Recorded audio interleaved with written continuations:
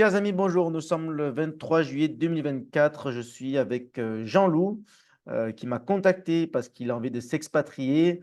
Cependant, il a un profil très particulier parce qu'il est bien implanté. Il a un restaurant, donc c'est la France des territoires. Donc c'est quand même. Il va tout nous expliquer pourquoi il a envie de quitter la France et où il a envie d'aller. Bonjour Jean-Loup, comment vas-tu? Bonjour Marc. Ben, je vais très bien, je vais très bien. Alors, est-ce que tu peux te Et présenter, nous dire donc où tu résides en France et moi, ce que tu fais?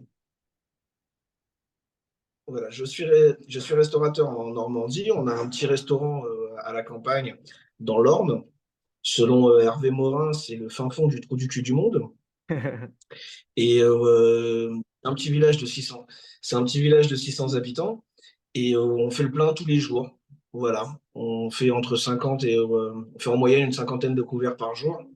Et c'est un petit restaurant qui réunit les artisans, les commerçants, les ouvriers, il y en a plus tellement, mais les anciens du village surtout. Et il y a un petit peu de tourisme qui vient nous voir, mais on essaye de les éviter. Ça, c'était notre ancien établissement qui était beaucoup orienté vers le tourisme, parce qu'en Normandie, il y a quasiment plus que ça comme industrie qui marche. Voilà. Et donc, on bénéficie d'une très très bonne réputation, ce qui fait qu'on ça fait 15 ans maintenant qu'on fait ça. Et on a un élevage avec une boucherie à la ferme via mes beaux-parents. Et donc, on manufacture l'intégralité de nos produits. Voilà, c'est-à-dire qu'on fait notre propre charcuterie. Moi, je fais fumer mon bœuf séché. Je fais fumer mon lard fumé aussi. Enfin bref, j'avais une petite phrase au restaurant pour faire rire un petit peu les clients. C'est que mon beau-frère, il fait les porcs. Mon beau-père, il fait les ovins, les bovins. Ma belle-mère a fait les lapins. En fait, on est bientôt une secte. Voilà. D'accord. Et donc, Et tout est vraiment local, même les pâtes, tu m'as dit, je crois. oui, oui, oui, oui, tout à fait. C'est-à-dire que quand on fait des pâtes, on fabrique des pâtes. Voilà. C'est avec l'eau, le sel, la farine. Angel, ma femme, met un point d'honneur à fabriquer tout elle-même.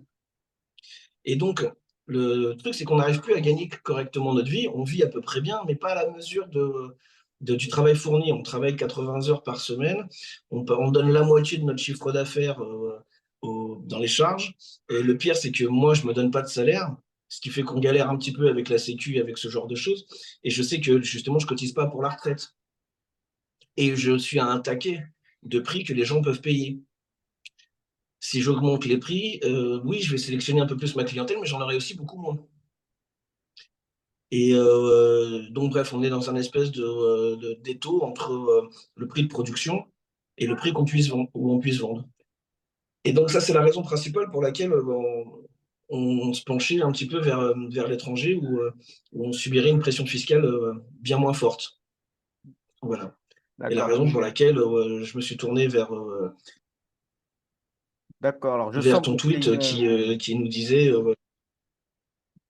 possible. oui, pendant un petit décalage. Je sens que c'est une décision assez Après, difficile parce que donc vous êtes assez fortement implanté dans votre territoire, toute la famille. oui, Euh, et, euh, et donc, partir comme ça, c'est pas comme si on travaillait dans une banque et on trouve un autre job dans l'étranger. Donc, c'est quand même laisser beaucoup de travail, quelque chose qui est structuré derrière soi. Alors, j'ai l'impression que donc, comme tu l'as dit tout à l'heure, tu pourrais augmenter les prix, mais tu veux pas forcément changer la clientèle. Il y a une clientèle, on va dire, historique que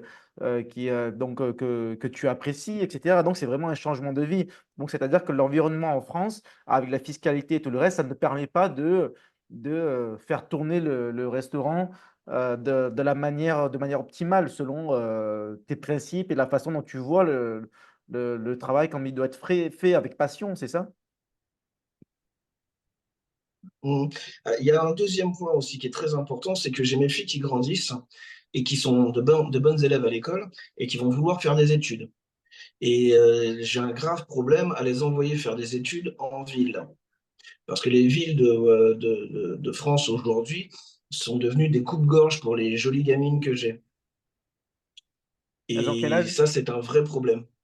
Et eh ben, là, j'ai la plus grande qui a 14 ans et qui vient de réussir son brevet avec mention, donc on est content. Mais du coup, on a du mal à Paris, par exemple, on vient de le traverser, Paris pour aller au parc Astérix. C'est un taudis, Paris. C'est juste pas possible d'envoyer mes gamines dans une ville pareille, quoi. C'est juste pas possible. Ouais, donc des Donc, filles à ça paraît l'adolescence. difficile. Ouais, c'est l'âge où bon, voilà, on arrive à d'autres dangers potentiels et tu sens qu'il y a une certaine insécurité en France. Exactement. Donc, c'est pour ça. Ben, l'insécurité en France, c'est déjà celle qui m'avait fait partir à la campagne, il y a déjà 20 ans. Voilà, c'est-à-dire que moi, je suis originaire de la banlieue parisienne. Euh, on a, pour ainsi dire, été expulsés vers les campagnes par l'insécurité, par des quartiers tout entiers où on n'avait plus moyen d'y résider. Donc, on est parti faire nos vies à la campagne. Et aujourd'hui, je me vois pas du tout renvoyer mes filles en ville. D'accord. Mais est-ce que le problème de l'insécurité et l'envie de partir est suffisamment fort pour laisser tomber tout ce que ta famille, vous avez traditionnel, c'est-à-dire faire son propre saucisson, faire sa propre viande, faire ses propres pâtes? Ça me paraît assez énorme en fait. C'est difficile de quitter ça. C'est difficile à imaginer. Eh bien, écoute, pour la première fois, ma femme a émis le fait que ce serait possible. C'est-à-dire que pour déraciner une personne comme ma femme, moi, j'ai pas forcément d'attache, donc ça va. Mais pour déraciner une personne comme mon épouse, c'est très très dur. Et là, pour la première fois de sa vie, elle s'est dit, ouais, là, on va peut-être l'envisager. Voilà, c'est bien le terme que je cherchais, déraciner, parce que vous avez l'air d'être bien enraciné. Et voilà, ça me fait penser, bon, j'ai pas Clairement. mal d'amis patriotes en France qui me disent: «Non, je vais jamais quitter la France, je suis un patriote, je vais me battre, je vais mourir ici et cetera, même si il y a toutes les racailles arrivent à la campagne et cetera». Voilà, qu'est-ce que tu leur réponds? Qu'est-ce qui fait que tu as quand même envie de partir à l'étranger maintenant? C'est l'état d'esprit a changé Bah, cet état d'esprit a changé quand dans nos propres petits villages, on y trouve des migrants. et ça, c'est Il y a nouveau, un ça s'est problème dans l'énoncé, accentué hein. ces dernières C'est tout années, nouveau. ces derniers mois? C'est tout nouveau. C'est à partir depuis l'année dernière à peine. Il n'y en a pas beaucoup, bien sûr, mais on sent que ça arrive. Et je voudrais qu'on puisse s'organiser à réussir à faire quelque chose, une entreprise, qu'on puisse faire un restaurant à l'étranger. Euh, pour ça, ça demande de la préparation. Et j'ai l'impression que, il est déjà bientôt trop tard. D'accord et ah, il y a les enfants qui sont à côté, d'accord. Excuse-moi, c'est les vacances. Ouais, ouais, pas de problème, hein, très bien. Alors, et donc d'ailleurs, justement, est-ce que les enfants ont envie de partir à l'étranger aussi? Parce que c'est quand même c'est toute la famille. C'est pas comme si tu étais jeune célibataire, tu prends ton sac à dos, tu t'en vas. C'est quand même une grosse décision, c'est toute la famille. Qu'est-ce qu'ils en pensent, les enfants? Alors, les filles, elles sont pas forcément contre parce que justement, elles ont Leurs leur oncle copines? qui est déjà aux États-Unis. Ah, Et tous les ans, elles nous réclament d'aller voir tonton aux États-Unis. Voilà. Là, quand on a parlé de s'expatrier justement sur le continent américain, au début, c'était oh ben non, il y a les copains, les copines. Et puis au fur et à mesure où on y réfléchit, on se dit ah bah oui, si, parce que je pourrais avoir justement une belle école, parce que justement, je pourrais avoir un meilleur avenir. Elles ont véritablement la conscience euh, que ici, on va avoir du mal à leur créer un avenir. d'accord. Pardon. Alors ici, le restaurant, vous allez en faire quoi? Vous allez le vendre? Vous allez le fermer? Qu'est-ce que vous Ouais, comptez bien faire? sûr. Voilà, voilà, non, c'est un fonds de commerce à vendre. Donc, vous allez le vendre à votre On a famille. deux établissements ici. Voilà, si on vend tout, on a suffisamment d'argent pour se réinstaller ailleurs, D'accord. Est-ce que vous avez envisagé dans quelque d'autres, chose de plus petit.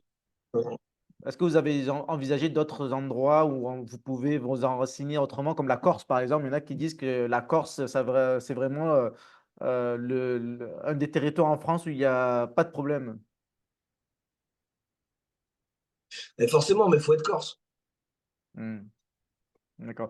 Alors maintenant, Et oui. C'est-à-dire que imaginons que, oui, que tu vendes tout, voilà, donc tu t'en vas, tu veux aller où et tu vas faire quoi? Tu vas ouvrir un nouveau restaurant en Amérique, au Canada, ailleurs?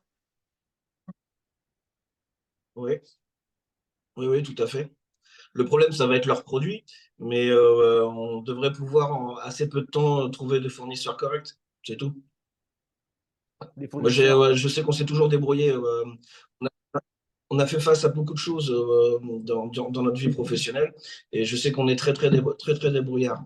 Et je connais un tout petit peu le Canada. Je sais qu'il est difficile d'avoir des produits locaux ou d'avoir des produits bio ou ce genre de choses. Mais à la limite, je pense qu'on pourrait réussir à s'en accommoder. Et puis pendant un temps, réussir à trouver d'autres biais de fourniture qui soient de meilleure qualité. Et du coup, peut-être vendre le travail de ma femme davantage.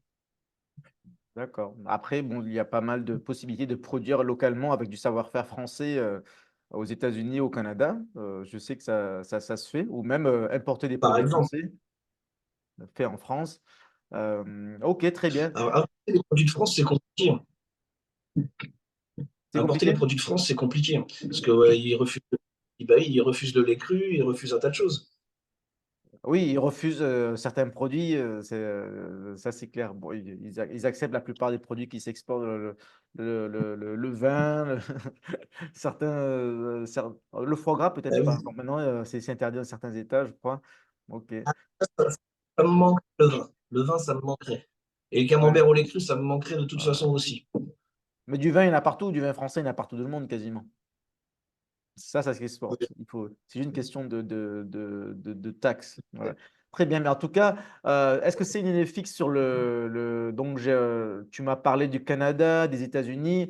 Cependant, il y a aussi beaucoup d'expatriés, ou en tout cas des locaux qui se plaignent de l'insécurité aussi aux États-Unis. Est-ce que tu vas pas finalement quitter la France pour retrouver le même problème? Alors ça c'est vraiment le problème de la destination, effectivement. J'ai regardé depuis que je vais sur tes réseaux, j'ai regardé un petit peu l'Asie, et effectivement, la qualité de vie a l'air très bonne, la sécurité aussi. Pour certains endroits, maintenant, il y a un barrage de la langue qui est tellement important pour nous que là, on a du mal à se projeter. Mais je sais que il y aurait des endroits comme le Vietnam où ça parle un petit peu français. Enfin, voilà. Est-ce Mais là, que, par contre, je vais avoir du mal à faire. Je vais avoir du mal à rendre ça séduisant pour ma famille.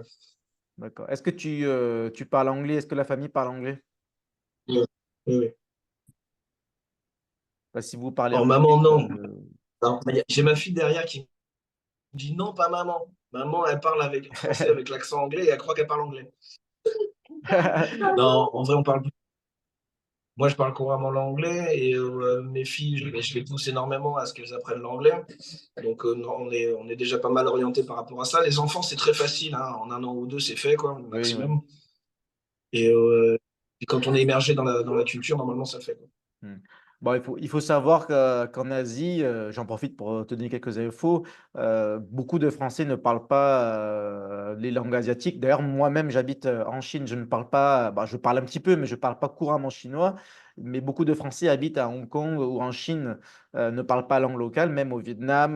Voilà, ils ne vivent pas forcément dans une bulle d'expat, mais il y a suffisamment d'expatriés pour se constituer un réseau où en fait on peut garder certaines habitudes très internationales et on peut se faire comprendre et on peut trouver du travail sans forcément parler les langues asiatiques. Donc c'est possible aussi. D'ailleurs, la preuve, il y a beaucoup d'Américains, de Canadiens qui sont en Asie et qui ne parlent pas les langues asiatiques. Donc c'est aussi une possibilité. Mais en tout cas, pour tout ce qui est Amérique du Nord, c'est vrai qu'il y a aussi des problèmes de sécurité, mais globalement, ça va mieux qu'en France.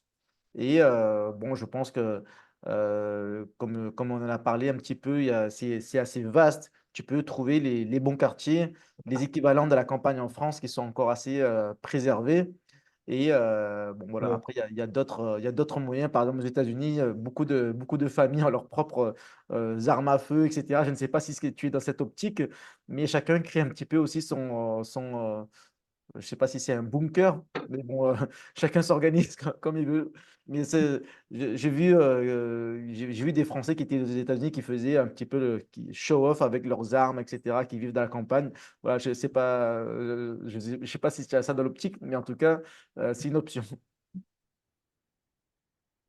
Bah, moi, je suis dans le milieu des armes, justement. En plus, je suis tireur sportif. Et donc c'est un truc que j'aime bien, les armes, effectivement. Après, je sais qu'au Canada, c'est un petit peu plus libre, tout ça. Puis, je me suis pas mal renseigné, du coup, depuis qu'on a envisagé ça. Sur le Canada, effectivement, l'insécurité est grimpante. Ouais. Et aux États-Unis, ça a toujours plus ou moins été, mais ça dépend des quartiers. Et, tu m'as donné un argument supplémentaire pour l'Asie, c'est-à-dire qu'on n'aurait pas forcément la barrière de la langue, a priori, sans être nécessairement dans une bulle d'expatriés, comme tu dis. Euh, donc ça, c'est peut-être des choses que je vais essayer. Je vais d'abord déjà essayer d'offrir un voyage à ma femme vers l'Asie, ne serait-ce que pour lui faire se rendre compte de la population, de la sécurité, justement. Quelle destination tu me conseillerais justement pour lui faire voir un petit peu l'Asie? Mm. Bien, l'Asie, tu as parlé du Vietnam, je pense que c'est une bonne option. Vietnam, Thaïlande pour la qualité de la vie, surtout si vous voulez être, on va dire, proche de la nature, produire localement, ouvrir un restaurant, etc.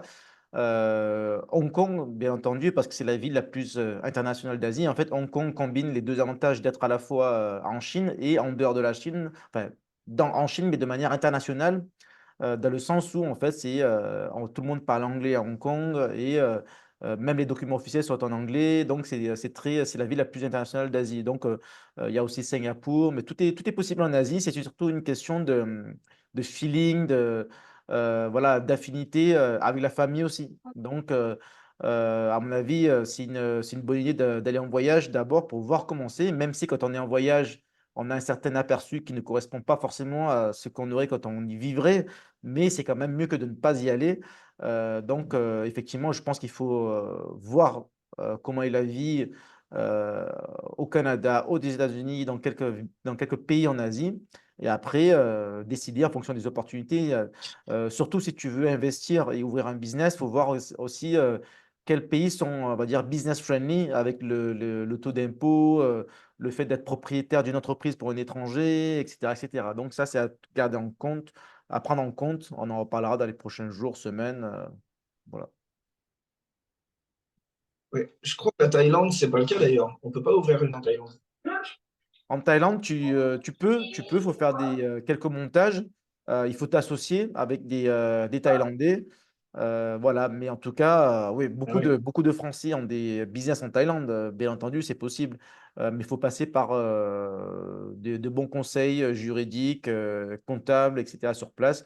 Et j'en connais justement d'ailleurs qui sont partenaires du Club France, du CFI. Et donc, je te mettrai en contact si tu veux plus d'informations. Ben, je vais déjà essayer d'organiser justement un voyage pour aller voir une ville d'Asie. Euh, bon, la Thaïlande, s'il faut s'associer avec un Thaïlandais, je vais t'avouer que ça va pas faire partie des options. Parce que justement, on aime notre indépendance et pour nous, elle est importante.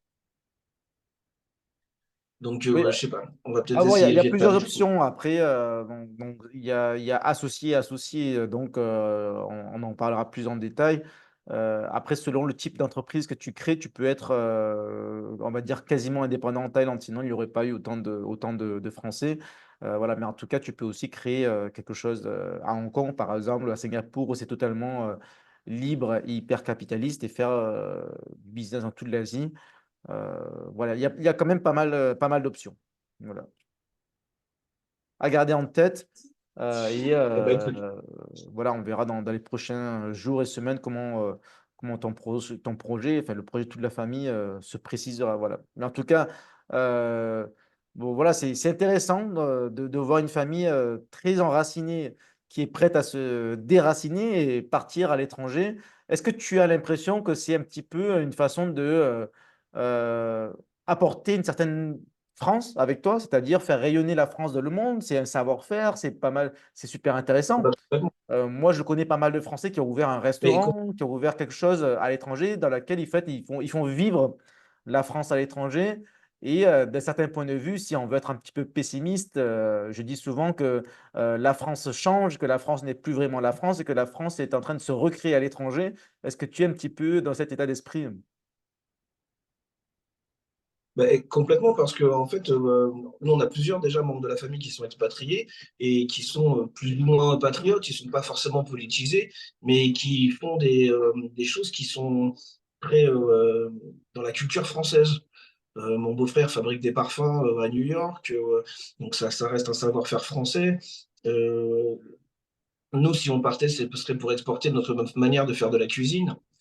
Donc effectivement, c'est une façon de vivre à la française, de continuer, de partir à l'étranger pour continuer à vivre à la française, en fait.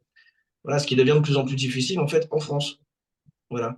J'ai eu le problème, d'ailleurs, j'ai une formule de menu où j'ai euh, trois plats, trois desserts, trois entrées, et j'ai des choses qui sont hors formule.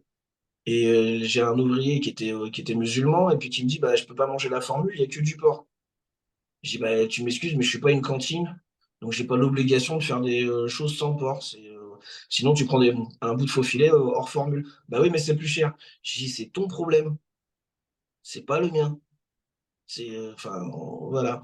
Et ça, rien que ça m'a un petit peu perturbé dans le sens où je me dis, bon sang, euh, le mec, faudrait que moi je m'adapte à ses coutumes à lui, alors que le porc, c'est une viande qui est pas très chère, donc je la mets dans ma formule. Oui, Voilà. tout à fait. Et Aujourd'hui, ça m'en, Hmm. oui, aujourd'hui, c'est une anecdote, C'est ça toujours arrive une très fois de temps agaçant en de voir ça. temps, mais ça va devenir de plus en plus régulier. Et après, finalement, ben, malheureusement, la réalité du business, c'est que tu es obligé de t'adapter parce que c'est la vie, sinon tu gagnes plus de sous, je pense.